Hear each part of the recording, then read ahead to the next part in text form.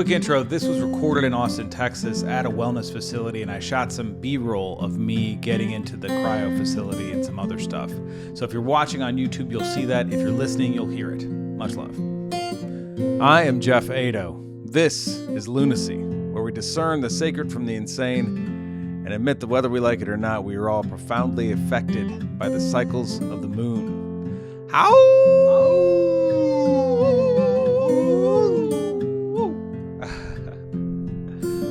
My guest today is Caulen Lauria. He is a cryotherapist. How would you describe yourself? Part cryotherapist is actually a term that I thought I was the only person who had actually said that. Okay. So, well done. That's good. Perfect.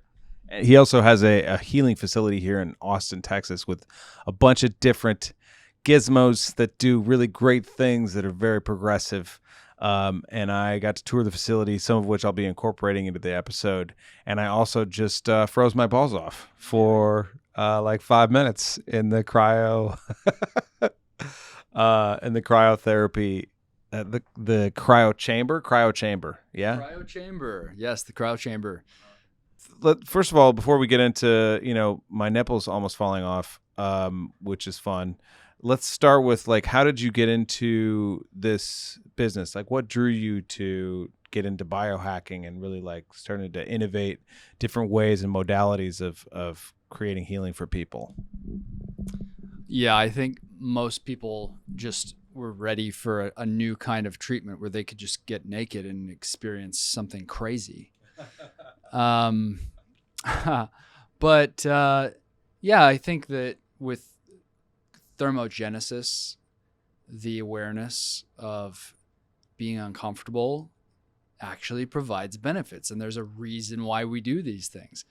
And so when I introduced this to the Austin market 10 years ago or 11 years ago, there was this excitement about something different, right? And it was just the precipice of more of a holistic approach using advanced technologies in a natural way. And it was something that I could clearly see was the tip of the iceberg, so to speak. And pun intended. Oh yeah, definitely pun intended. But I realized it was incomplete. It wasn't meant to just be by itself. And so the vision channeled in as I just knew exactly what made sense from looking at things from a cellular standpoint, what the body needed to find its equilibrium, because what had we been dealing with for the most part up until this point? Well, we were treating the symptom, not the source. What we want to be doing is treating both the symptom and the source. Mm-hmm. And so that's where these holistic modalities and that approach come in. So yeah, soon followed lots of other complementing treatments that allowed our body to reduce inflammation, increase that blood flow, increase the organ function, and attack it from different angles, from a physics standpoint, from a biochemical standpoint, from a cellular standpoint. So it's exciting. Yeah. Cool. That's great. So I just spent 5 minutes maybe in the Cryochamber. I was wearing mittens and an ear warmer and a face warmer, and I have to say it was very cold. It was super extra cold with extra cold sauce on top. My nipples have never been so cold before. I really feel for people who get cold nipples in a new way. I didn't know they could be that cold. They really did feel like they were going to fall off. So I'm all suited up. I got my slippers on. Okay. Oh, yes. We're going to get you some mittens here. We're going to do some ear protection here. Ear protection. Some face protection. Oh, good. It's like COVID. Not good. I look like ninja. Perfect. Next is the ear protection.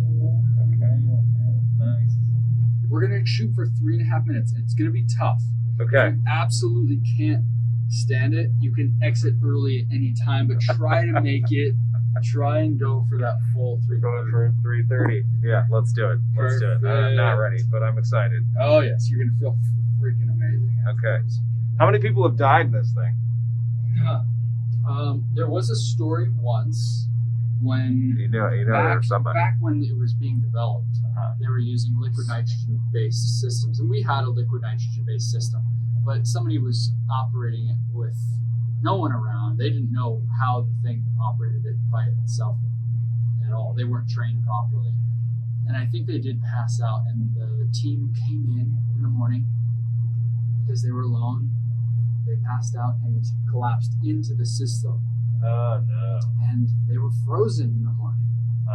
It'd be probably the easiest way to go if you had to. Okay.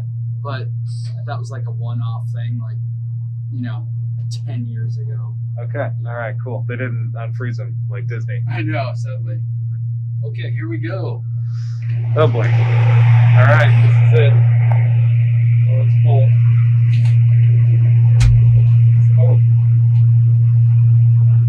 It's very cool. It's not even just a little bit. It's super fucking cool. Side note, the timer didn't work, so I spent over 5 minutes in there. It was frigid. But spending that much time in there, so that obviously there's an effect where, as I understand it, there's an effect where you get so cold that your body automatically starts to go into kind of like an emergency mode. Fight or flight. And so and then that creates all kinds of things to happen. So maybe can you sort of take us through like what was going on for me internally in that 5 minutes of freezing my balls off? Oh yeah.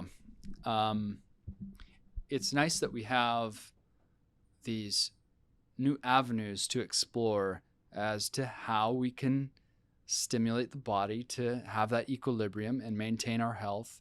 And for thermogenesis, what's happening is we want to activate this primal mechanism in our body. So we have to submit ourselves to an uncomfortable environment to induce that change. And really the body knows, and it's intelligent enough to be aware that a temperature exposure of 200 degrees below zero will kill you eventually. And so its response to that is to trade a calorie burn for inducing that fight or flight response to move the blood supply to vasoconstrict it to your central visceral organs. And in order to do that, the calories are traded for hormone release. The nutrient-rich hormones that get released are a plethora of them, including like norepinephrine that come from your gut that go up the spinal synaptic connection to the brain to wake up the brain, to tell the brain, to get the body to move, to get out of that environment. So it's really waking up your senses. It's making sure that you're alert and capable of moving, essentially. But those are filled with anti-inflammatory cytokines, proteins, and that creates this vasoconstriction when you're in, and then when you step out of the cryochamber after 3.5 minutes, you get that vasodilation, you get that blood flow. Vein dilation kind of thing? Yes. Okay.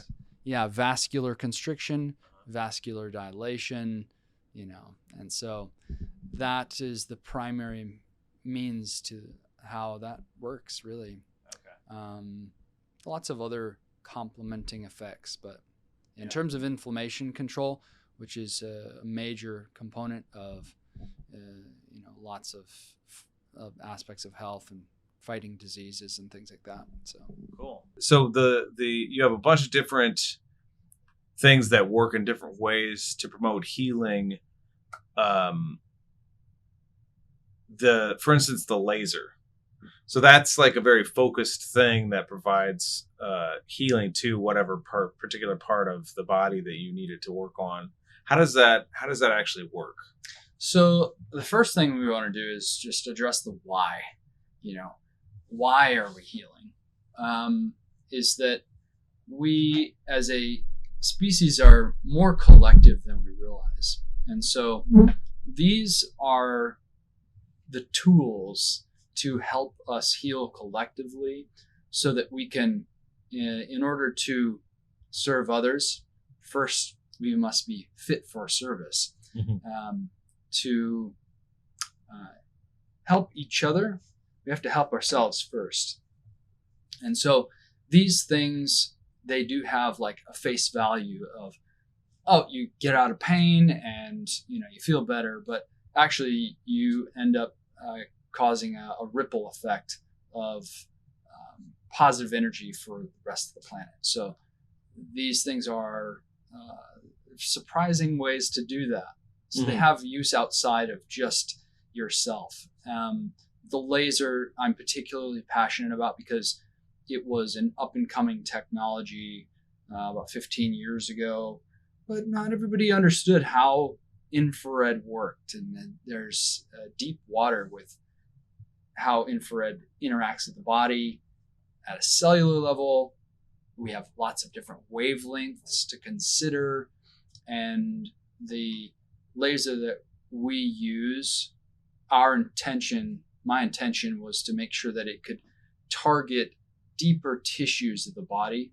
It's so powerful that even though it's not a specific wavelength that's tuned for the skin, it's so powerful it still affects the skin, which is nice. Yeah, it's actually something that we use commonly for facials, but primarily the 980 nanometer wavelength is designed to not have that much that relative absorption of that energy at the skin level, which is primarily made up of hemoglobin, melanin, and water. And so then it'll get into deeper conditions, ligaments, tendons, muscles, nerves, bone, cartilage, but it also stimulates organs. And it does what photons of light do to any cell in our body. They beam right into the cell where the mitochondria is. And the mitochondria is that living organism that we are having symbiosis with. And if we can optimize for one mitochondria, we'll optimize for all of them. You want those mitochondria to be producing that energy currency that they're responsible for producing. It's called ATP, adenosine triphosphate. And then the cells can do all of their functions normally of bringing hydration, nutrition, oxygen into the cell, processing waste, processing toxins out of the cell, and then helping regenerate DNA, replicating new healthy cells. And it simultaneously has this vasodilation effect, this blood flow effect. So we use, like the infrared sauna, for instance, what we call far infrared, to have a heat exposure. It's actually invisible light. It's in the infrared spectrum. Right. And then we use something like this, our red light therapy, to have near infrared. And that's just great for overall stimulation of hormones and getting topped off on that ATP production. But when we want to treat something specific, we go for the infrared laser. Okay. So like my elbow, for instance, this would be good therapy for that. Quick little side note here. About a year and a half ago, I broke my elbow riding a one wheel. Don't do it. Since then, I've been healing. My first physical therapist told me that it wouldn't get any better after it was at 33%.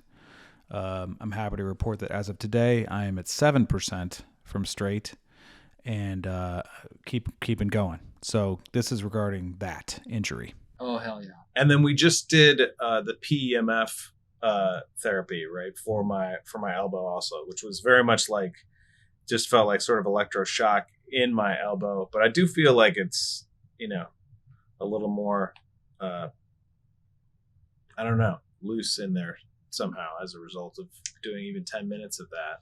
Yeah, we need more time with something as chronic as you're dealing with, for sure. But most scenarios we find benefit. Some things take a little bit longer to heal.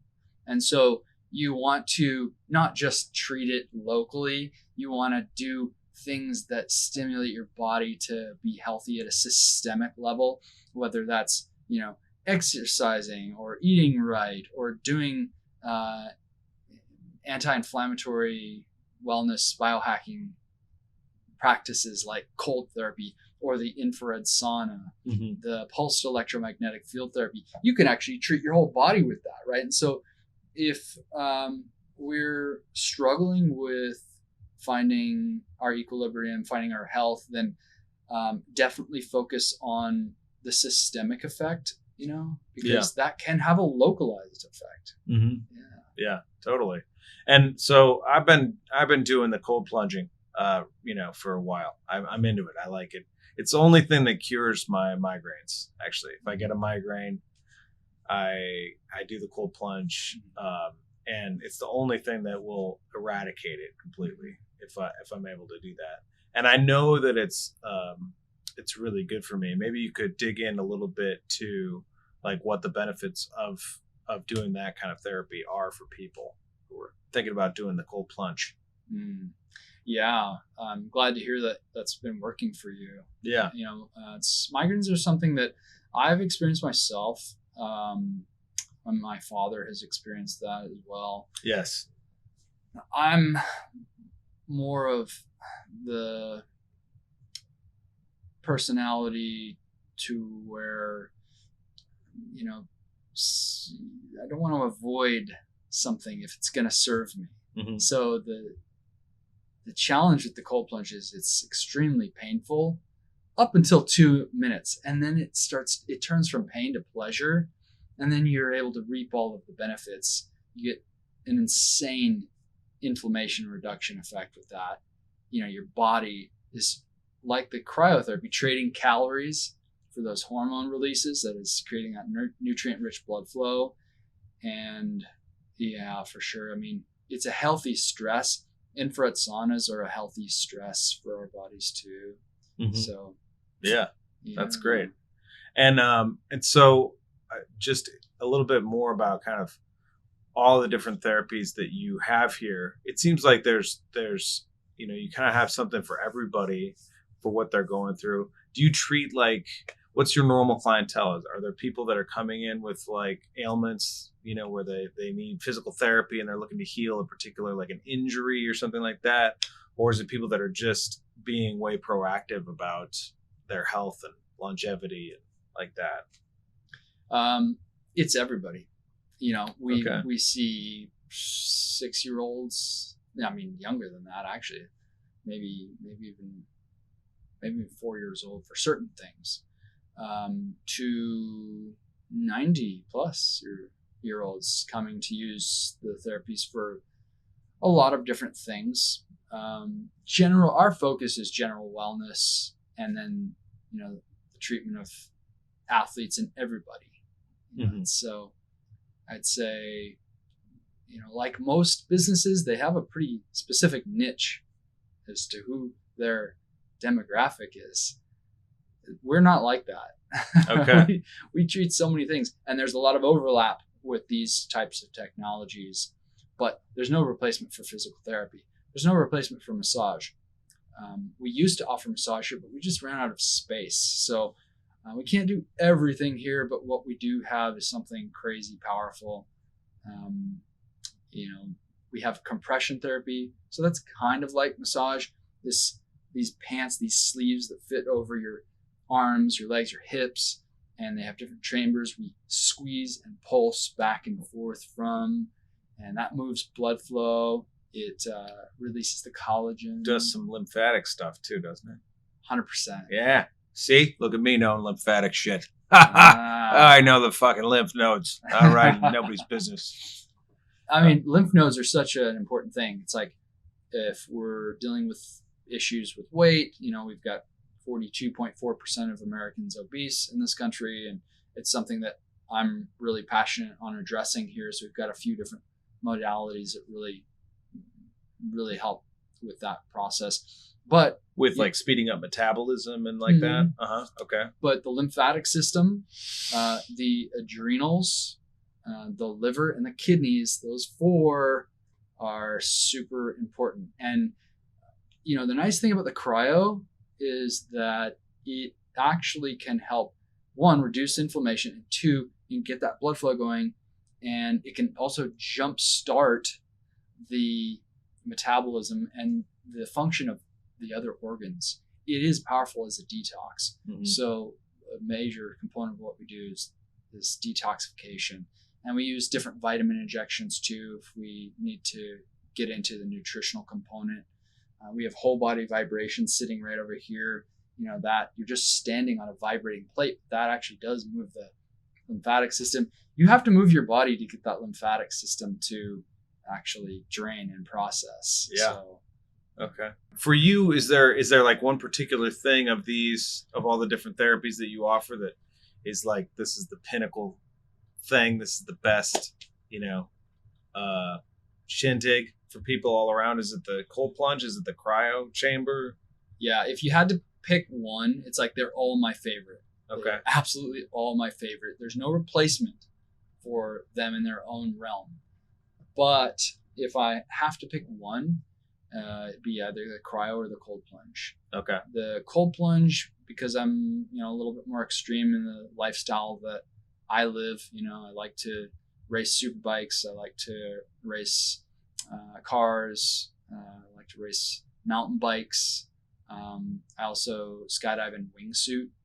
Yeah, I want to talk So, about that like, because that's fucking crazy. I need the hard shit, and that's the cold plunge Okay. for sure. How long do you get in the cold plunge for? Depends on the day. Uh-huh. Average day, 3-4 minutes. If Wow. I need to go the extra mile, then maybe I'll go 10 minutes. Really? Yeah. You got 10 minutes in that fucking thing. Oh yeah. I Wow. think I've gone 12 or 14 or something like that. Okay. You don't need to like At 100 stress your body. 43 degrees. 43 degrees. 43 Yeah. degrees. Yeah. Wow. Okay. Mhm. Yeah. That's not into it. I usually get in and get out, depending on how cold it is. Yeah, But people don't realize though, like, cold therapy, cryotherapy, cold plunging, it's, as far as I've found, other than like diet and exercise, the most powerful thing to reduce general allergic responses. Uh-huh. So it's why we have a tissue box right next to the cold plunge and the cryo, because people's sinuses release immediately after. And it just strengthens the immune system so rapidly. It's crazy. Okay, cool. All right, so I want to get into some of these lifestyle things. You mentioned you do a wingsuit, which I think is totally insane, but like awesome. Like I really want to do it. There's part of me that really wants to do it, but then there's a larger part of me that doesn't want to die. The last time that I went skydiving was a tandem situation. All right. And I was talking to the guy about it, and I was like, "Have you ever done that one wingsuit thing?" He was like, "I won't really do it," because he said, "quote I've just lost too many friends doing that." Yeah. Which seems like kind of a common thing. So I'm just curious, like, what got you into that, and how do you like it, and have you gotten? Has it been scary? It must be just terrifying, kind of all the time. It is. You have to, anytime you're doing something extreme, you need to be in the state of mind of excitement over fear. The fear will never go away. It's always something that you should be aware of so that you're not reckless. But yeah, I do these extreme things because it makes me feel alive. I find that it sharpens me, and I have a heightened sense of flow in my everyday life outside of that one experience. There's more to it than just the face value of going and just having fun doing this. It helps me in my life for sure. But the experience of just doing those things alone is incredible. Mm-hmm. It took me a long time. I like incremental progression when it comes to these extreme things. I'm naturally talented at motorsports, and when helping an Indy 500 winner, Alex Rossi, through his developmental career up to Formula One and then transitioning to IndyCar, I realized I wasn't going to be, an Indy driver, a Formula One driver, or a MotoGP racer. You have to start at such a young age. So I needed something else to like satisfy that within me. And I realized that I had a deep passion and a knowing that wingsuiting was going to be my thing.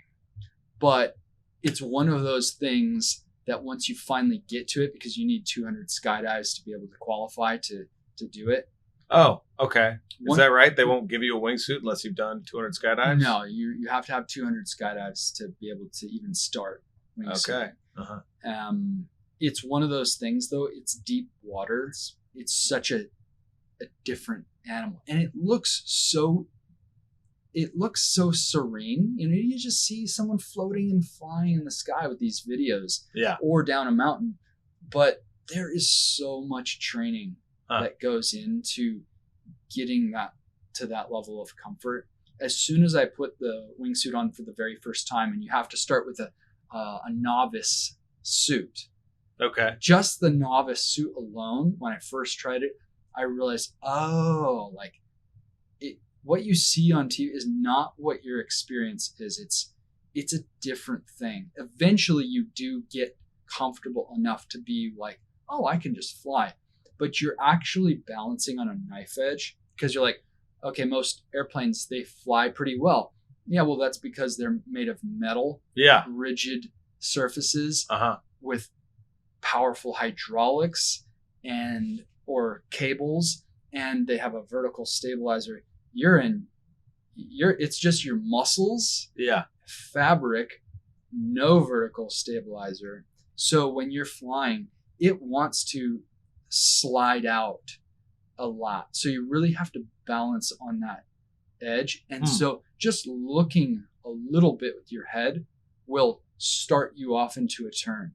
Wow. So it is a high intensity, high risk thing. I did understand why a lot of people die when they first put it on, because it feels like you have a straight jacket. Mm-hmm. Eventually, though, after like 100 jumps with the thing, I started to kind of figure it out. Okay. And I jumped on a day when there was a lot of clouds, and these clouds had like holes through the clouds. So you could fly through the cloud and then carve up and around and then down them. And as soon as I was able to experience some depth of travel with a cloud just sitting in the sky, as opposed to just flying through the air where you don't really have that much depth perception, you get a greater sense of what your flight means. Mm-hmm. And I burst into tears as soon as I punched through the hole in the cloud and got to carve around it and down it. It just made sense why I had risked my life for all of this training, the years of sacrifice to get to that point. It's like, it definitely gets me emotional. Wow. That's crazy. That's cool. But ending the experience is the hardest thing. Flying it is very difficult, but when you want to actually end the experience, you need to deploy your parachute, but it's not like a traditional skydive. You have forward momentum, and you have to very carefully and quickly execute a specific maneuver in order to safely deploy your parachute. And that's the time when it's so easy to fuck it up. Okay. And that's the time when it's so easy for you to get out of control when you're trying to deploy the parachute. And so what commonly happens is you have a line twist, because when it comes time to deploy your parachute, you have to initiate a steeper dive to get momentum so that you can then execute a flare and gain a little bit of altitude and stall the suit. Oh, wow. And you have to stall that suit. So you're gaining a little bit of altitude, and then you're floating for a second. And right when you have released the pressure off the suit as you're starting to fall and stall, you have to symmetrically bring both arms back quickly to reach the handle for your pilot chute on the right side. And then simultaneously release both hands because you need that symmetry to maintain stable level flight. And that's the moment when you can quite easily start to tip to one side. Now you're tipping to one side and your parachute's coming out. And so that can create a line twist. Okay. And so then, okay, your canopy is out above you, but the risers to the lines are twisted. And so you only have, a couple thousand feet at this point to, if you're lucky, to start to untwist this with all of your strength. You have to get good at like untwisting it to the point where they're almost undone. And then you have to kick your feet out to be able to unspin it. And sometimes that doesn't work. So what you have to do is you have to figure out what direction you need to unspin. And you have to hold one of your arms out, one of your wings essentially, to catch the air, to pull you to that rotation. And then as you reach 180 degrees, you have to pull that wing in again. Uh-huh. So, and then you have to open it up again. It's stressful. Have you had that happen? Many times. Oh my God. Many times. That's terrifying. Yeah. Do it again? Every wingsuit. You're crazy, Caulen. What are you doing? But eventually you get used to this whole thing and it becomes more in your muscle memory. And then Okay. it's liberating and you get to experience this elite experience. Yeah. It's incredible. Okay. That's The goal is to jump off of the Swiss Alps and do proximity runs, off like Mont Blanc. Do people do that? Oh yeah. And they survive? Yeah. Some of them. Well, you put it into perspective. Yeah, some of them, they push the limits too far, right? It's like, how low to the ground do you want to get? Right. It's like, at what point is the risk worth it? Okay. And so you're thinking about that. You don't have to get that low to the ground, personally? I mean, I've seen them come within, I've seen them smash into the ground because they just got so low. And I think that I could probably, at this level of my skill, handle 100 to 200 feet off the ground. Okay. I'm not comfortable going lower than that. Oh, good. Okay, this is good. That's good. I can report happily back to your parents about that. In case you don't know, Tony Lauria is Caulen's father. Tony did a couple episodes with me, a few episodes actually, about the mind, and so that's how we got connected. I thought it'd be really cool to check out all of his gizmos and also get into some of this, like why get into all these super extreme sports. The flying thing, obviously, I mean, I can totally relate to that. I've had a lot of dreams of like levitating in my life and flying around, and I'm totally into that whole web of how that works. That's what I really want to do, is just levitate. So when you figure that shit out, you know what I mean? Let's do it together. Okay. I'd like to talk about that actually. Yeah. Okay. It seems like flight, right, is like it's a natural thing for us to want to evolve towards. Uh-huh. It's like, it just feels good. Yeah. Like we can elevate our human experience from two dimensions to a three-dimensional realm. Uh-huh. It's like, what's more exciting about that? Yeah. It seems like an incredible, ascended, powerful way to exist. But our elementary progression into that with like wingsuiting requires us to go way outside of our comfort zone. It would be much nicer if we could just float serenely. That's what I'm talking about. And so it got me thinking about, over the years, things like, telekinesis, right? It's like moving objects with your mind, and how that has been there's lots of legends and stories about certain individuals having that ability. I remember the TV series produced by Stan Lee, Uh-huh. right? Stan Lee, the creator of all of the Marvel guy series. Yeah. He did a superhuman series. And so he would go out and meet a lot of different people that had these supposed powers. And it's hard to validate whether they're real or not, but they definitely had telekinesis as one of their episodes. And if you're going to be able to move an object with your mind, why not be able to move your body? Yeah. And so it seems like there's a link to life force energy in the form of chi and prana, with these people having the ability to do that, or even other things like energy healing, right? There's a higher level of chi in a person's body to be able to do that. Yeah, that I think is provable. Like, I do Reiki. There have been studies that have shown that Reiki is actually really helpful for people. I had a foot surgery because I got hit by a truck on my motorcycle. Oh, damn. Yeah. And she ran me over. Oh, man. Well, the bike got run over. I like posted on the hood and did a flip in the air and landed on the ground. But I was getting my foot surgery, and the doctor was like, yeah, we're probably going to have to do 2 surgeries because it's so inflamed and et cetera. Like, there's a lot of problems. Yeah. And so I had my mother come in, and I had her as a proxy to do Reiki on my foot. And she just touched my foot, and I kind of walked her through this process of doing Reiki.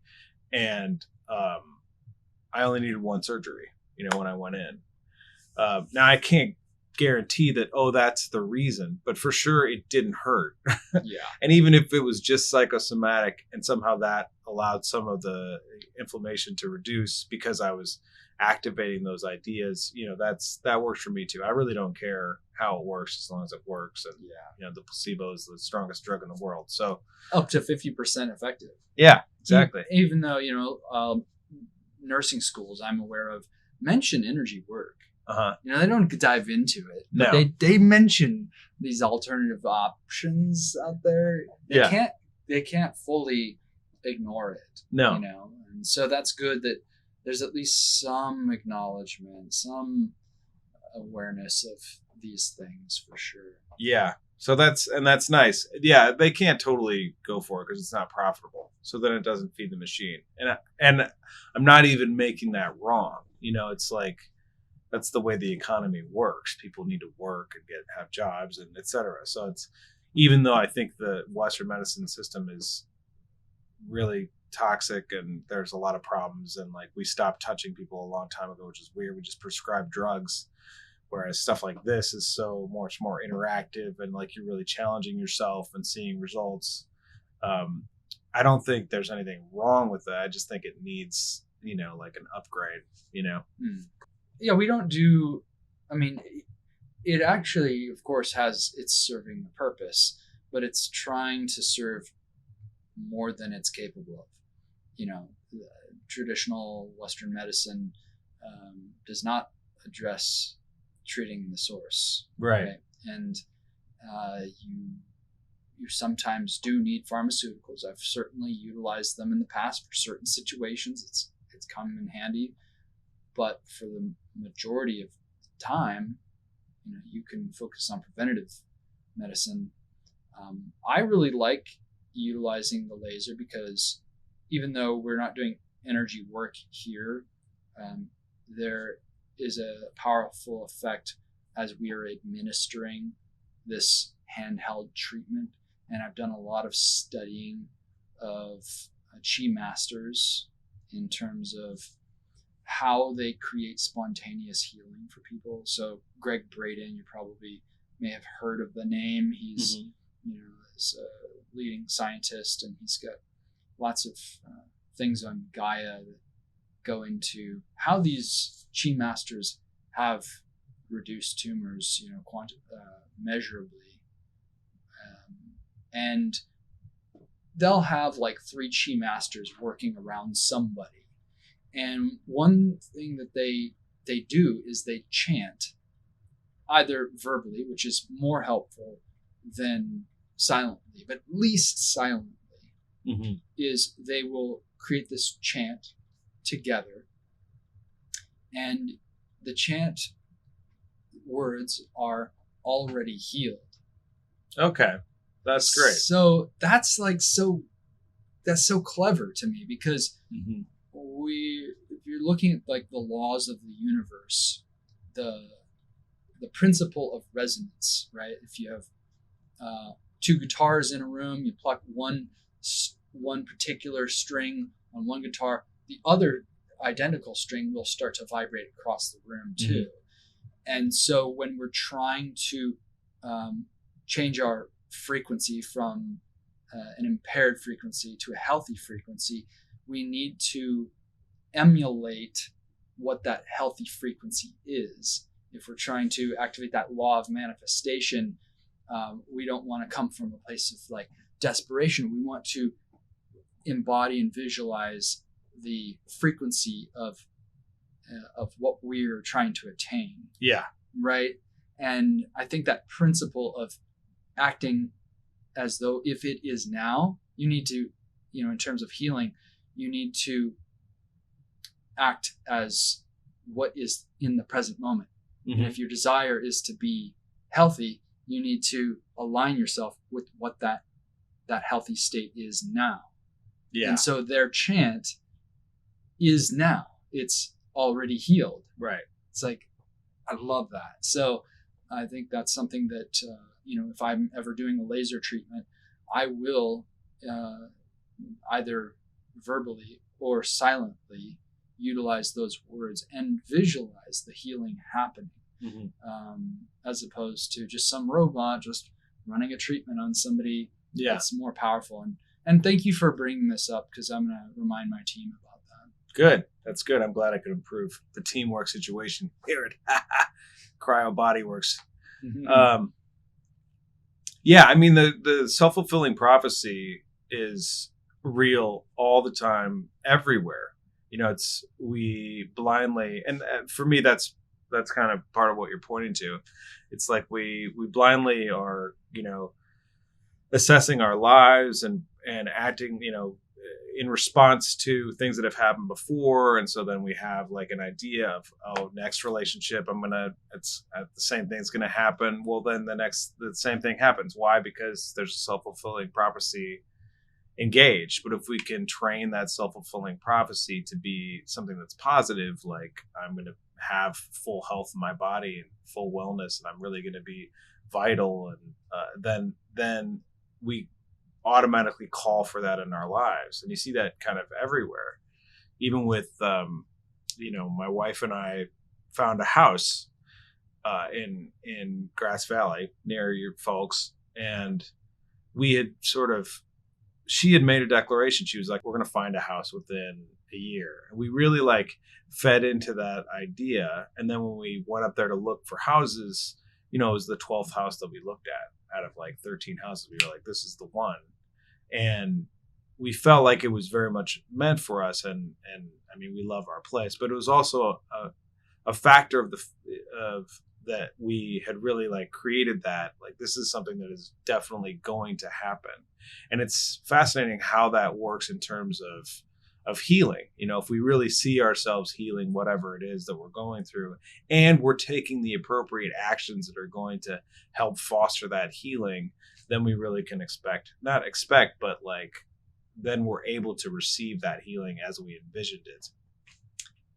Great point.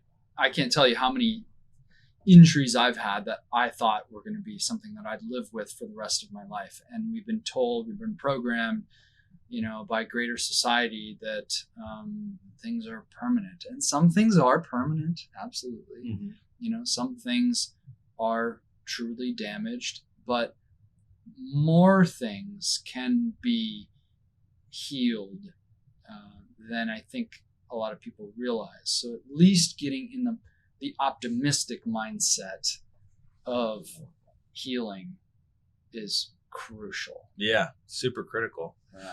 So obviously your entire business is based on, what people would call preventative health sector. Preventative and restorative too, it works both. It's hand in hand.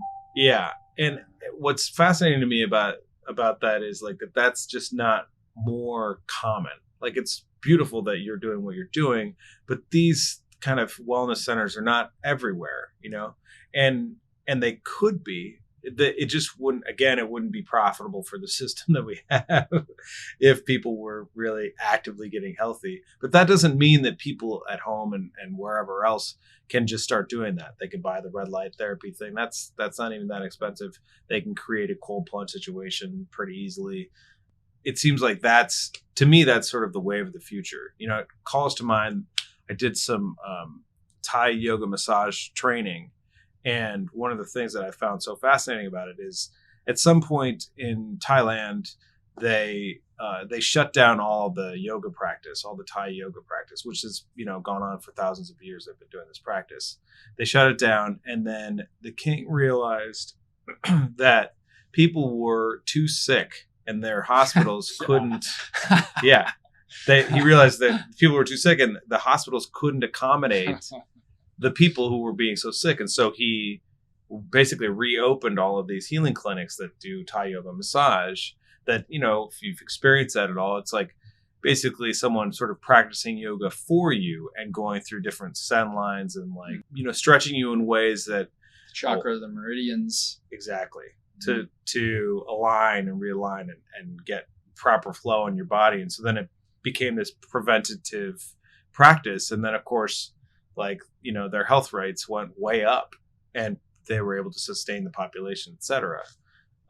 Which just kind of goes to show you. And the reason that he reinstituted was that their hospitals couldn't accommodate all of these people because they weren't advanced enough. So they went back to the ancient modality.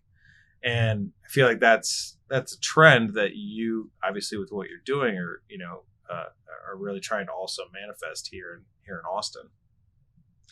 I love that. And it's like,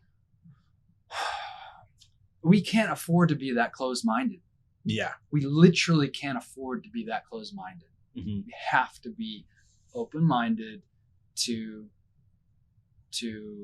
the ways that are going to help us through whatever means. This is why, we need to look at like, who's our leaders, right? Like, how are our leaders helping support that open-minded movement? And honestly, like, this is where I will say, please look at Robert F. Kennedy Jr. I really believe he's in Austin talking with the best wellness leaders in the city, and this is one of the most advanced cities in the country. It's one of the most awake. It's one of the most worldly, and I think that he deserves more attention. And just objectively listening to him, making up your own mind, but giving him some space to listen, because I think it makes a lot of sense. And I don't see another alternative that wants to support human well-being more than that. He is the only one that is really he's the only one speaking up about the fact that there's just prolific use of these pharmaceuticals. Yeah. Dependency and chronic disease, being the number one problems that even younger generations are facing. It's like let's get on top of this. Yeah, that's right. No, I totally agree. I think he's a very solid candidate. I wish that he would be given more credence. And I think the reason that he's not is he's not playing by the rules. He's calling people out. And he's also calling out all of these systems that are extremely profitable and have been around for a really long time. And there's all this cognitive dissonance, among the population to not want to look there. Yeah. But, the issue is that if we don't start calling out these systems that are in place and the pharmaceutical industry and et cetera, then they're just going to take us down. And they already are taking us down. Yeah, of course. But they'll continue to do so. And who the fuck knows? The reason we're able to operate the way we're able to operate is because, people are fed up, and, you go down the traditional path that the country has gone down in terms of medicine. You're going to eventually need something that actually works. Mm-hmm. And so you're going to be willing to spend your own money on something that actually works, because it's going to change your life. Yeah. You know, that money, it's like, it means nothing, you know, and even if we don't take insurance here, that's fine, because something that works is priceless. Yeah. Yeah. I think, I mean, and again, like, not to completely knock Western medicine, I wouldn't have a foot if it wasn't for Western medicine, and my arm would be completely fucked. And you know, my cousin's a doctor, and she's amazing. Has a place. It's needed. But I think like what movements like what you're doing, and even just if you're cold plunging at home and you're doing red light therapy, or you're doing an infrared sauna, or like those kind of things that are so helpful, that's you taking radical responsibility for your own life, and it presents more of a movement in culture and a shift towards the evolution of our society in a way that like we're really taking ownership of our life, and we're really creating that we're vibrant and vital and alive in this life, and we're spreading that dharma and that way of being to our children, and so on and so forth. It's also better for the planet, you know, for us to be super healthy. So, yeah, we're evolving fast. You know, the last 10 years, it's just really started to candle. Mm-hmm. And when I came into this, you know, creation of this facility, you know, we were super early adopters, and now it's mainstream. Yeah. You know, we have to do a lot less educating. People just get it now. Right. You know, it's like, all right, great. Yeah. Let's go freeze our balls off. Yeah. Caulen. Exactly. So, okay, good. I want to spend a little bit of time chatting about your other insanities. So you you race super bikes? I love racing super bikes. What does that mean? How fast do these bikes go, and what the fuck is wrong with you? It's where I feel safe, actually. It's like, wow. Okay. I don't know, like, you know, we have different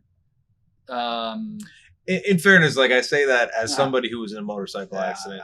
The motorcycle accident that I was in was like she literally ran a red light and hit me. Yeah. And so like if that hadn't happened, I would still be riding for sure. So like, you know, even though I'm not, I feel like I'm not going to do it anymore. But anyway, so you're saying you are really into it. You really feel safe when you're riding that fast. I mean, I look at like all the things that Red Bull is doing. Some of them are just ridiculous. They're just so outside of my wheelhouse. I have such respect for all the nth degree of ways to like live an extreme athletic lifestyle. The ones that I like are cool, but I don't regard them as like the most dangerous. But they're pretty crazy. Like, you know, super bikes, I love building automotive art. Okay. That has form and function. So I have 2 race motorcycles. Austin's such a perfect place for me because we have Circuit of the Americas here. We have one of the only Formula One circuits in the United States here. It's racetracks. Yeah. Okay, yeah. 3.4 miles. Like 20 turns or something like that. And it's, you know, it has a 3/4 of a mile back straight, which on my R1, my Yamaha R1, will get close to 180 miles an hour. Holy shit. That's actually when you're literally resting on the bike.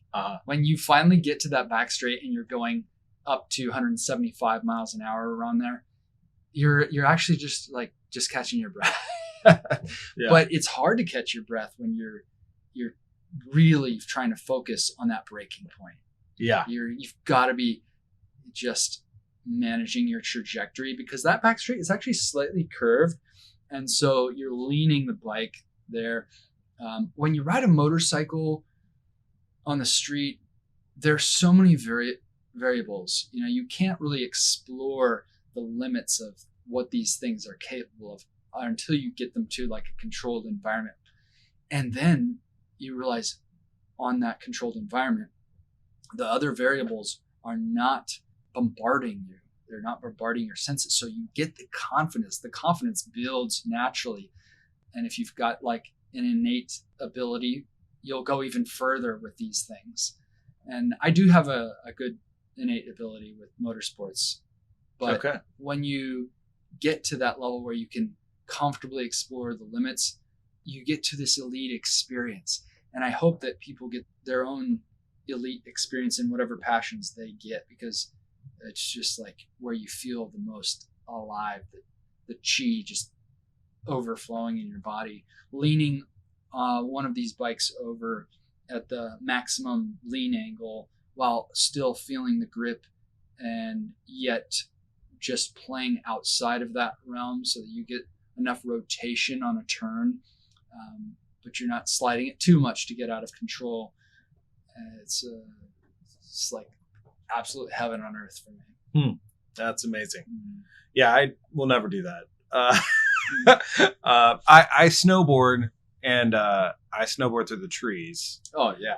And that's kind of like as close as I'll ever get. I mean, I'm not afraid of any run. Like I'll do pretty much, I mean, I'll do anything as far as runs are concerned. I don't go in the air because I don't want to break shit. I've broken too much shit and I'm old.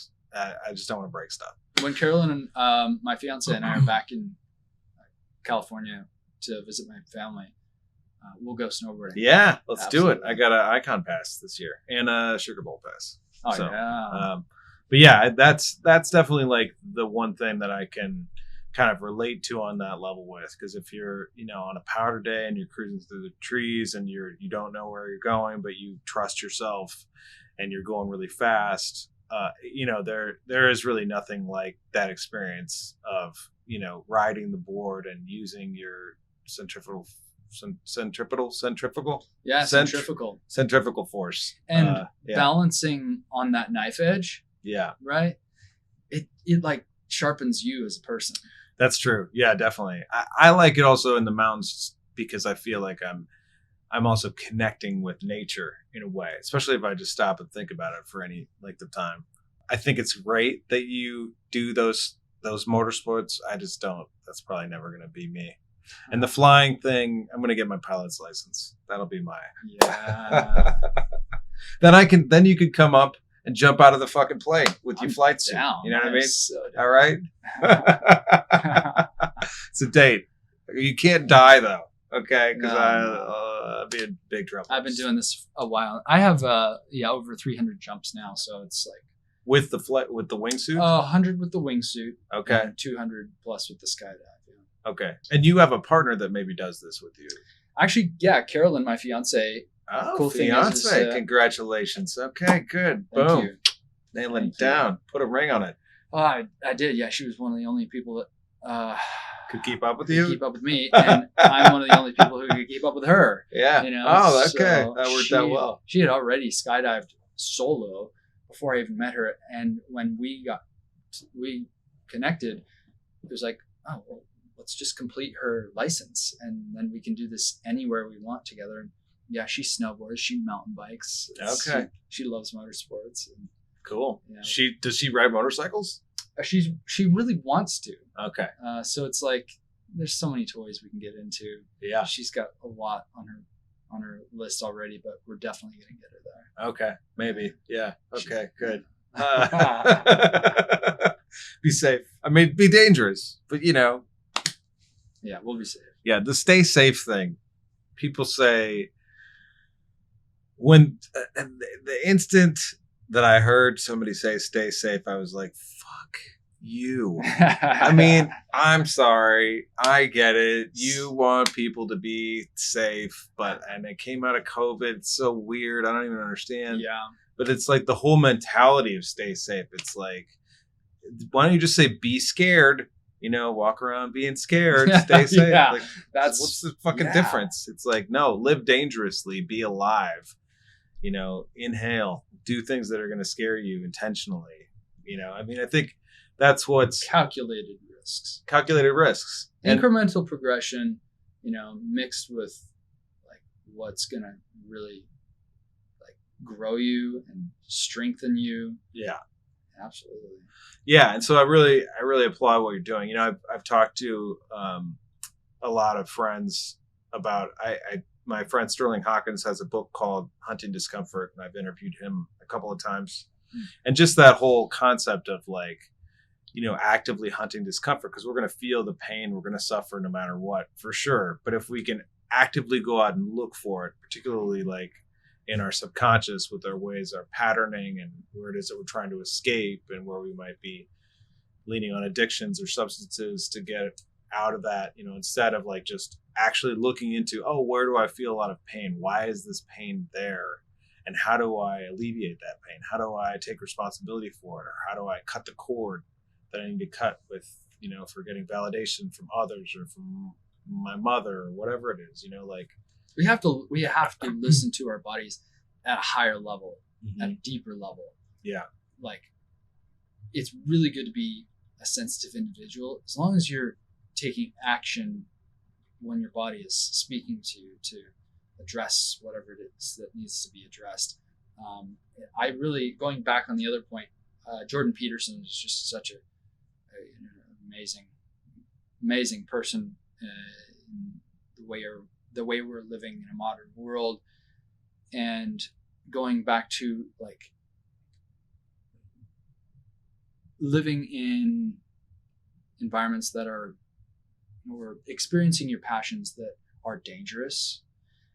He has a way of summing up how important it is for us to not be that like safe in fear kind of mentality. We are animalistic creatures with a lot of dimension, and we need to be fierce creatures. Yeah. In control. Right. Not necessarily creatures that are reckless with our power. We need to be powerful and dangerous. Yeah.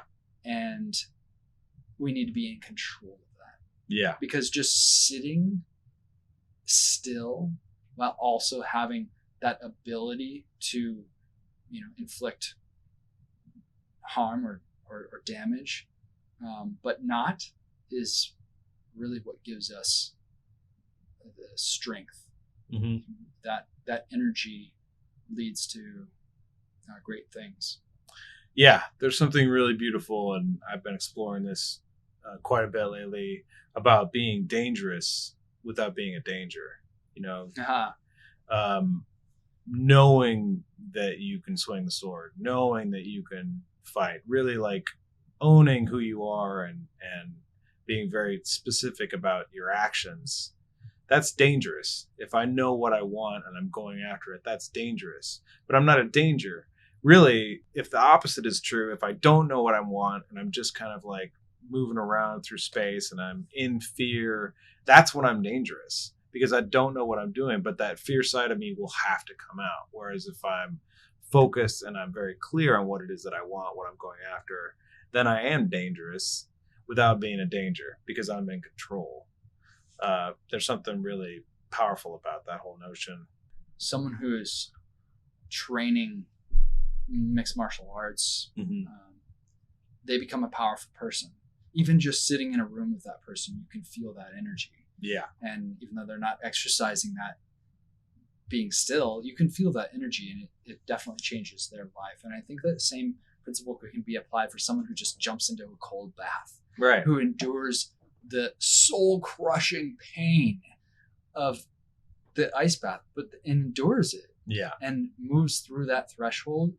Nothing in your day is going to affect you after that. I guarantee it. And absolutely. So I think it's related to that.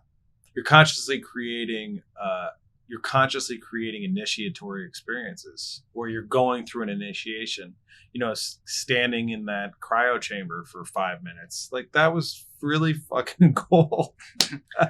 And I was like getting to a place where I was just like really in observation, really like going into a meditation on like, wow, okay, I'm starting to feel like, you know, organs getting cold and like whatever. I don't know. Maybe that's in my mind, but like everything was getting super chilled. How long can I take this? You know? And I was counting in my head, like, to count down the time. But that gives me an initiatory experience so that when I come out, I'm like, okay, I did that.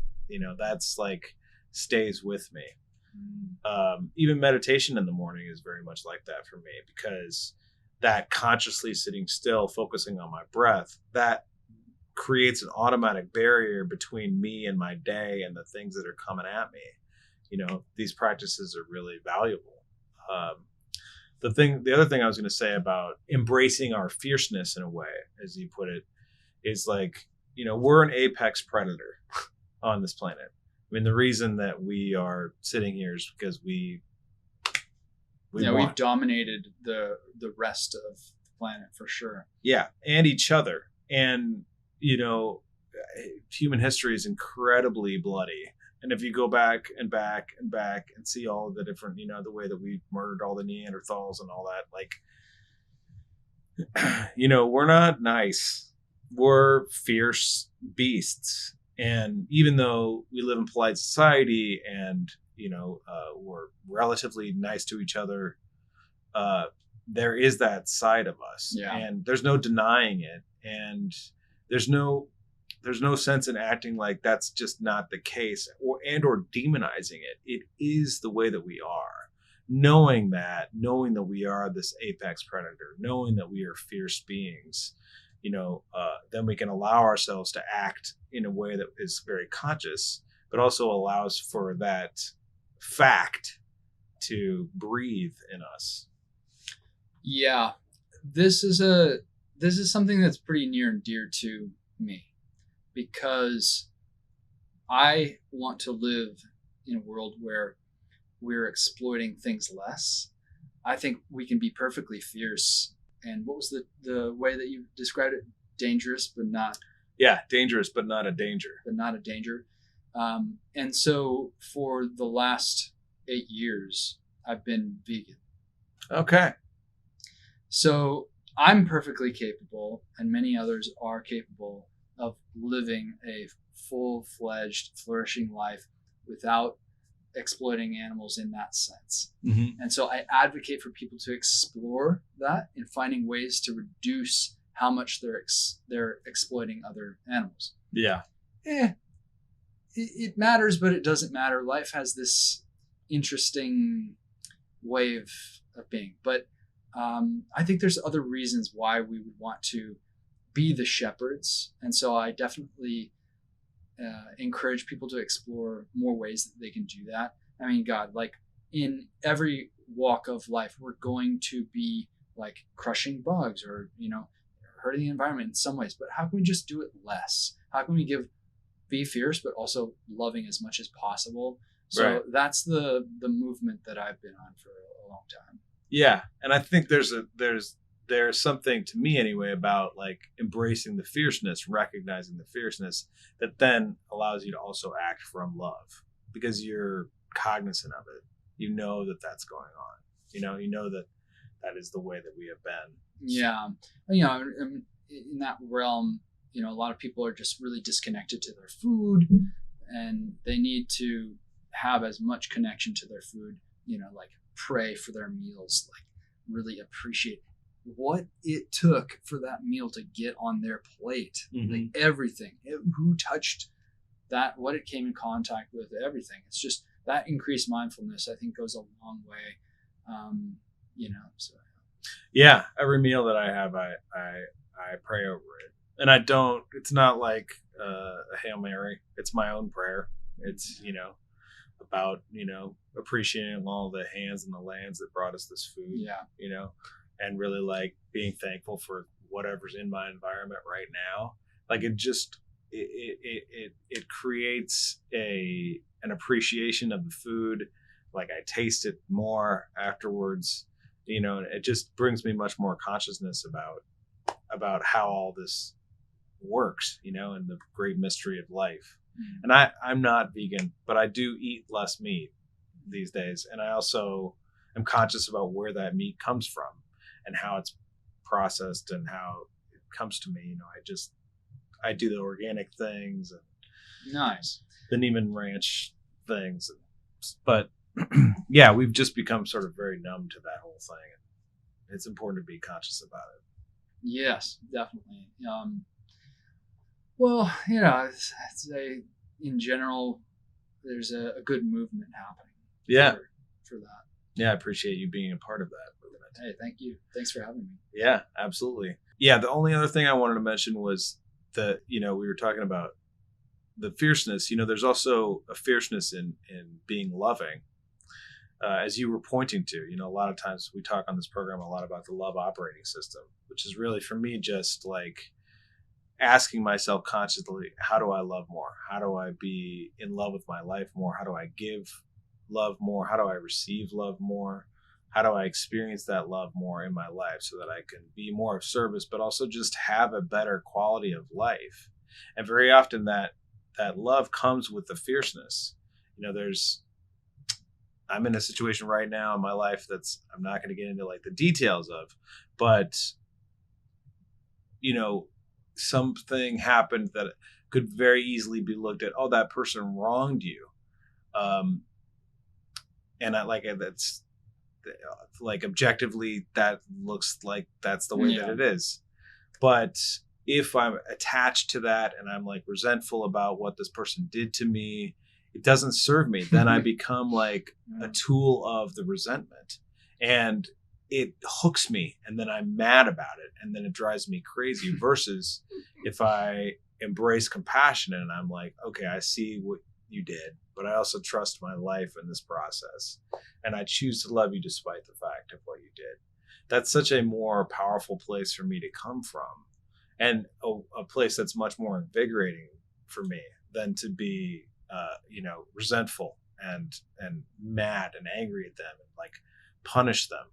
That there's this whole thing about like forgiveness is a gift that you give yourself. Well, that's absolutely true, because I'm being fiercely loving so that then I don't have to carry this resentment in my heart, feel like I was wronged or I deserve something or I'm entitled to some shit. You know what I mean? Yeah, that's some advanced spiritual growth practices that you're involved in, and that's like so commendable, because that's what the world needs a lot more of. It's really important to be more spiritual in the sense of looking at the things that are happening to us as more they're happening for us, even because the way that things occur in our life could be easily interpreted as negative, for face value. But if you really just spend some time with it and look at, hey, it's some tough love actually, because it's inspiring me to grow in an area I needed to grow in. And I wouldn't have had the awareness or the motivation unless something like this happened, and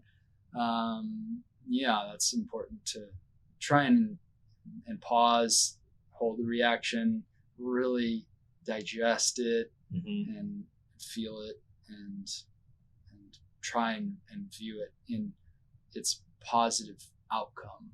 Yeah, exactly. Yeah. It's so difficult sometimes. It's fucking so hard. Because objectively, some things are just like, no, that's fucking bad. Like this person losing their leg was bad. Right. Or whatever it was. Here's encouragement for all of us to look for the love more and to embrace a love operating system in this life. I love that. And also to like foster preventative healing for ourselves, preventative health, like what you're doing. And with that, I want to ask you a question that I ask all my podcast guests, which is, for you, Caulen, what is sacred and what is insane? What is sacred? Whoa, and what is insane? You really just threw a huge question. What is sacred? Our connection to each other is sacred, and it is insane not to try and love each other. That's just vital. For me, something that's been heavy on my heart is having a lack of that connection with my own brothers. And in that last moment, we were discussing like forgiveness and whatnot. Mm-hmm. And I think that that's the means to which I'm able to repair so many relationships. I think it's really important to go back and at least just like clear the vibe on things, just to hold the sanctity of those relationships where they should be held. Yeah, Mm-hmm. that's great. Beautiful. Good answer. Mm-hmm. Awesome. All right. Well, look, I really want to acknowledge you for doing what you do in the world. I think it's awesome. It's super needed. Thank you for being a pioneer in this world, in this preventative health, cryo, caring for people. It's really cool. It's fun. Yeah. And thanks for being on Lunacy. Yeah, thank you. All right, brother.